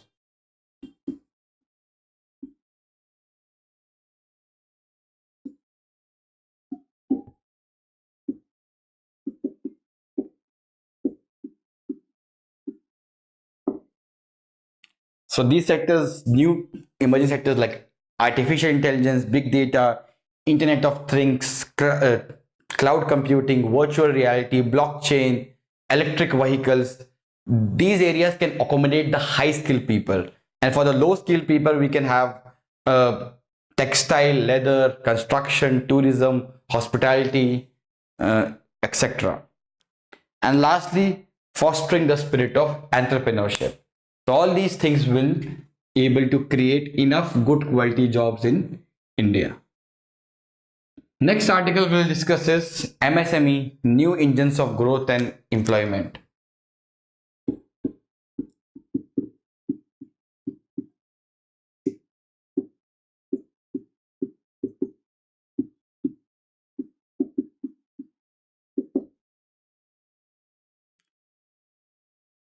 So this sector, if we talk of this topic, this is actually a very common topic, and I have discussed it so many times in lecture also. This talks about MSME sector, how MSME can lead to positive socio-economic development of a country. Everybody of you know how it is a backbone. So first, let's talk of the importance of MSME sector. First is jobs. Around these stats are important. So around 7 crore, there are 7 crore MSMEs and 12 crores people are working in MSME, which means the second largest employer after agriculture. Next is uh, it is important for exports because most of the India's manufacturing exports are done by the MSME sector. Some say 40% of total manufacturing import export is done from this sector. Next is to promote large scale industries.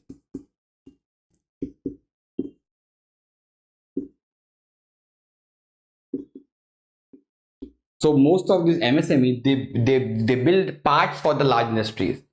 Adidas, all the parts are made by this MSME sector. Even cycle, Hero cycle, all the parts are made in Malarkotla in Punjab, and Ludhiana is considered as the cycle capital of India. So for because MSME industry has a lot of forward and backward linkages, it is responsible or it is necessary if the large scale industry has to grow in a country, it is necessary that we have a strong MSME sector also. Also to make growth inclusive.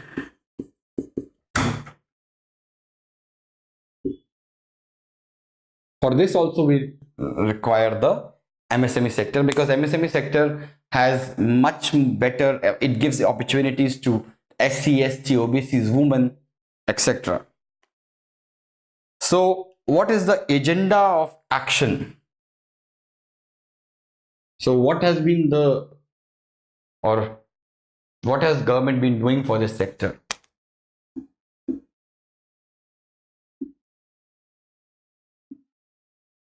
First is increasing the market access. For that, government has launched various programs. First is public procurement policy for MSME sector, in which it has been made mandatory for all the government departments and the central PSUs to procure at least 20% of their produce, or the 20% of the total procurement of goods and service have to be done from the MSME sector, and 4% out of those 20%, 4% has to be done from the MSME sectors owned by the SC and ST population. Next is government has launched MSME Sambandh portal,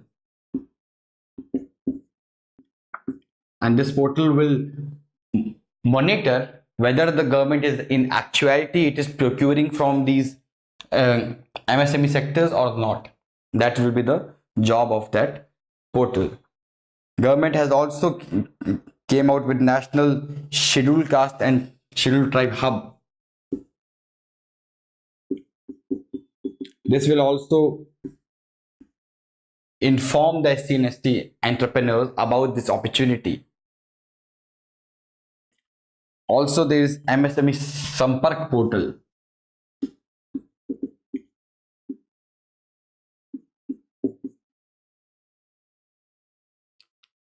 Next area where the government is focusing on timely access to credit, because as you know that around 80 to 90% of MSME have no access to formal credit.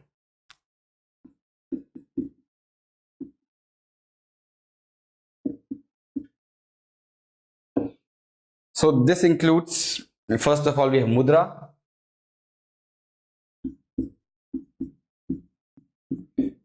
Then we have credit guarantee fund,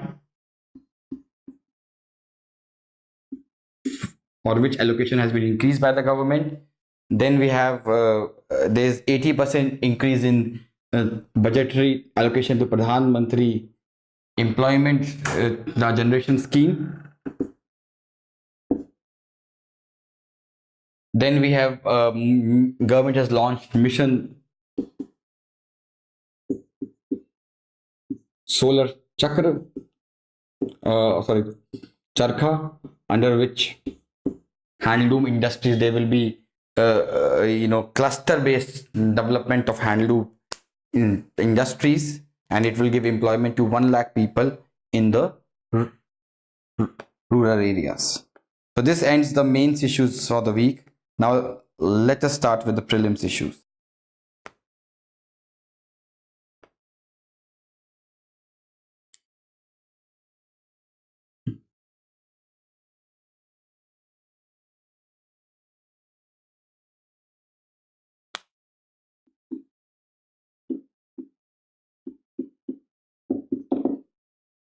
First issue is Global Counter-Terrorism Forum's Terrorist Travel Initiative.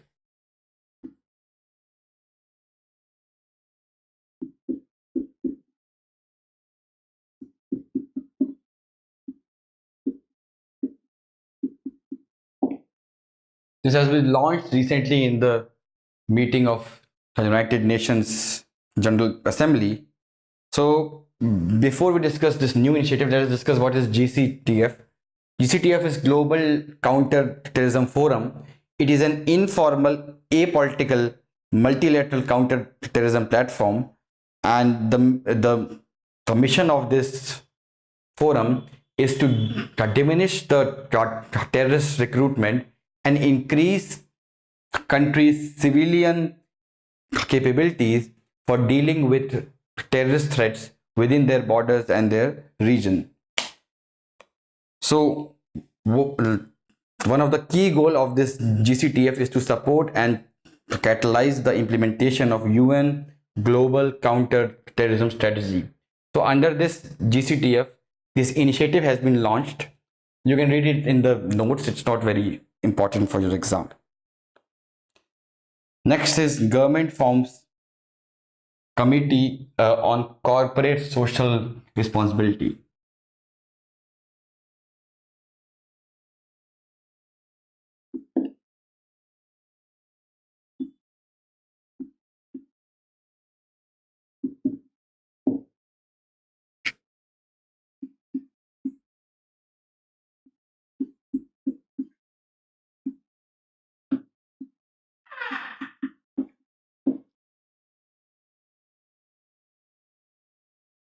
So this for CSR, government forms a committee. What do we mean by CSR? First of all,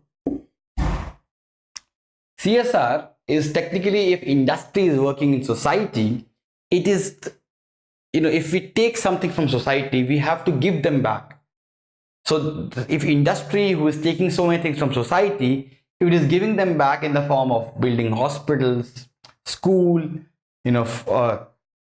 funding a project, any developmental project, all this could be considered as part of corporate social responsibility. It is actually the concept of CSR is based on reducing the bridge or the gap between the society and the corporate sector. So in India, CSR provision was explicitly, it was brought out in the 2013 Company Act,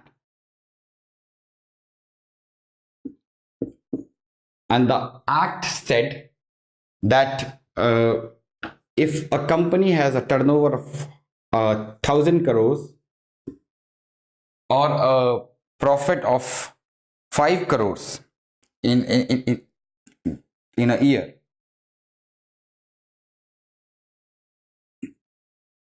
so this is the broad.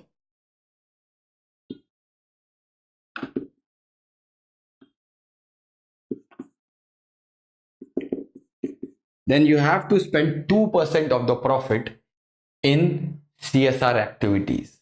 So the criteria is net worth of 1,000 crores, turnover of 500 crores, or profit of 5 crores in the previous years. So a review committee has been formed by Ministry of Corporate Affairs to look into because now that 4 years have been passed since the law has been passed, 4 years have gone. So this review committee will look into areas where most of the CSR activities have been done.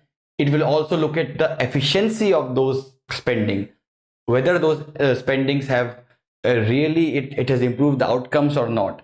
The activities or this committee will also give suggestions on how to improve the provision of CSR.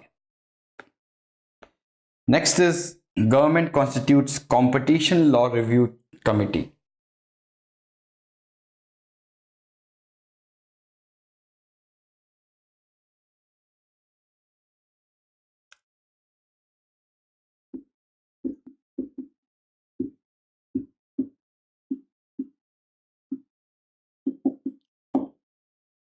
So this committee has been formed to review the Competition Act of India. So Competition Act of India was enacted in 2003. So see, in 91, before 91, we had MRTP Act. And MRTP Act was ideal for a socialist economy. But after 91, we moved towards free market economy. But as you know, free market economy has number of problems. You need an umpire to ensure that there's fair play in the market, because without a proper umpire there could be a problem where the players can start cheating. So to ensure that there is a proper umpire which looks into that, Competition Commission of India was framed, and the role of CCI is to promote competitive activities in the economy, to ensure that the dominant players don't use their position to start doing predatory pricing, to start cutting out the competition. It also looks at each and every case of mergers and the mergers and acquisitions. So we need a review of this act because 10-15 years have been passed, things have changed, and CCI has also been under criticism for encroaching its domain. So recently, when the Reliance Jio brought down this price to zero, the TRAI issued a consultation paper in which it wanted the suggestions of the industries.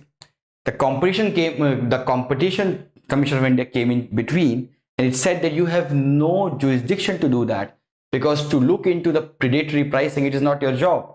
Predatory pricing in any sector, it is our job to see that. Your job is to promote competition in your sector. So that kind of created confusion among the players. So all these issues are there. So we need a review committee for that, which can look into those ambiguous areas and suggest provisions which can remove those ambiguities. Mahatma Gandhi International Sanitation Convention. This I have already discussed in the previous lecture, so you read it from there. Next is MCC to kick in right after premature dissolution of Assembly, Election Commission. So Election Commission has said, so recently, as you know, in Telangana, government has dissolved the assembly. Now the EC has said that once you dissolve a assembly, the model code of conduct will be applicable from the day you dissolve the assembly. What is model code of conduct? It is technically, it is not a formal thing. It is developed by consensus by the political parties, and model of code of conduct says the aim and objective of MCC is to ensure level playing field for those that are in power and those in the opposition, because those in power can always take use of the power in issuing number of projects just before the elections, number of new schemes, initiatives. So therefore, to ensure that the government does not do that, MCC is there. So MCC prevents government from issuing any new schemes and initiatives after the model code of conduct is applicable.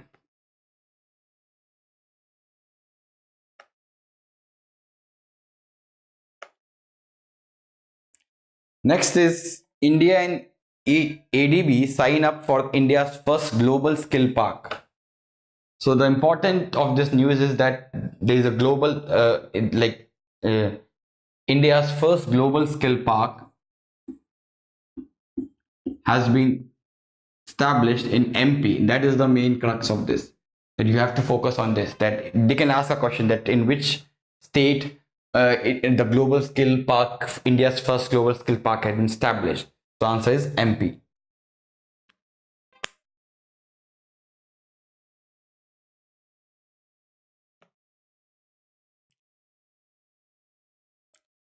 Next is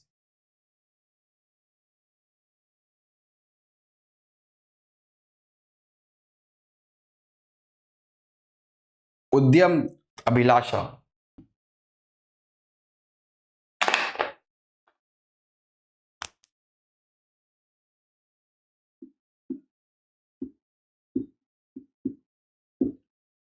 So this Udyam Abhilasha is developed by SIDBI, and it is launched in 115 aspirational districts. These are the districts which have low socioeconomic indicators. A question on aspirational districts came in this year mains also. So the campaign would create and strengthen cadre of more than 800 trainers to provide entrepreneurship training to the aspiring youth across the district. So in this, SIDBI has partnered with CSC E-Governance Service India Limited, which is a special purpose vehicle set up by the MeitY, or the Ministry of Electronics and IT. So the objective of this campaign is to inspire the rural youth in aspirational districts to be entrepreneurs by assisting them to set up their own enterprises. Second objective is to impart training through digital mediums across the country. Third is to create business opportunities for CSC, VLE, or what you call as village level entrepreneurs.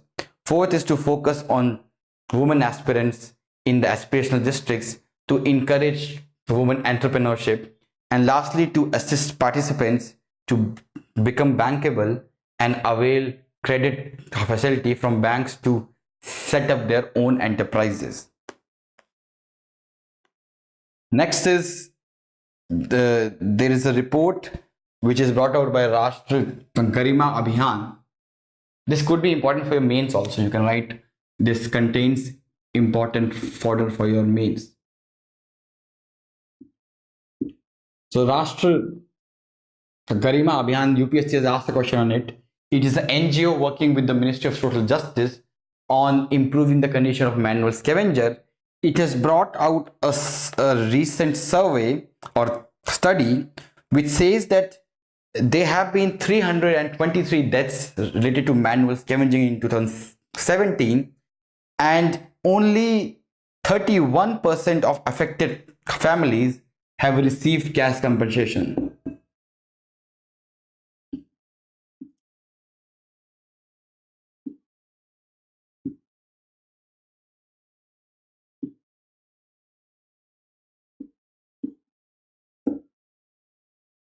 And also, none of them have been rehabilitated or have been given any alternative job.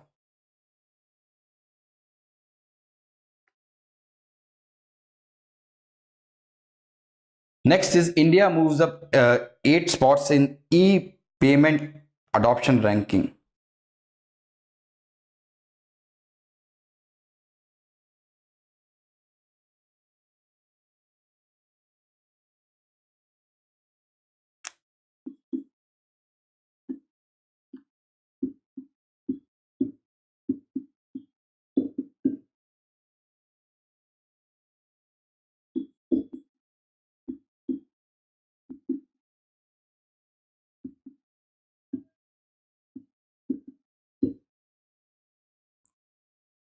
So recently, the Economics Intelligence Unit releases it has released government e-payment adoption ranking.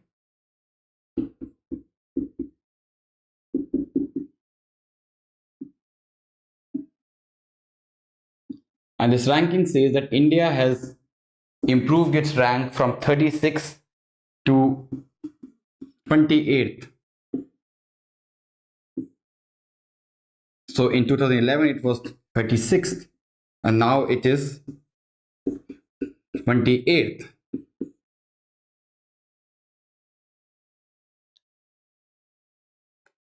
And India has made, and this reflects the government emphasis on digital India. So digital India is working here, which has led to improvement in ranking from 36th to 28th. So India is leading in business to government category. So when you talk of B2C, B2G, India is high in the ranks along with Australia, Singapore, and South Korea. So this category refers to the ease with which business can calculate and make their tax payment, register and renew their registrations online, and digitally calculate their pension fund contributions.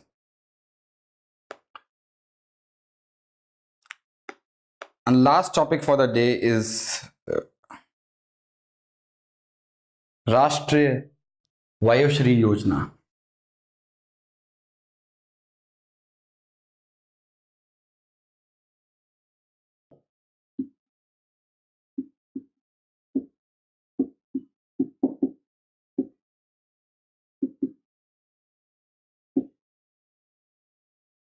So Rashtriya Vayashri Yojana was in news because recently there have been a camp has been set up under this scheme in which the old age people were distributed free of cost aids and assistive living devices. So this Rashtriya Vayashri Yojana is under the Ministry of Social Justice and Empowerment.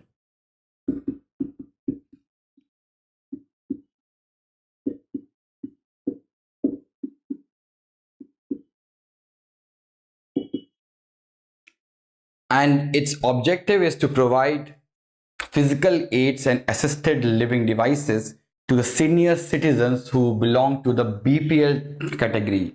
And trivia of the scheme is it is fully funded by the central government.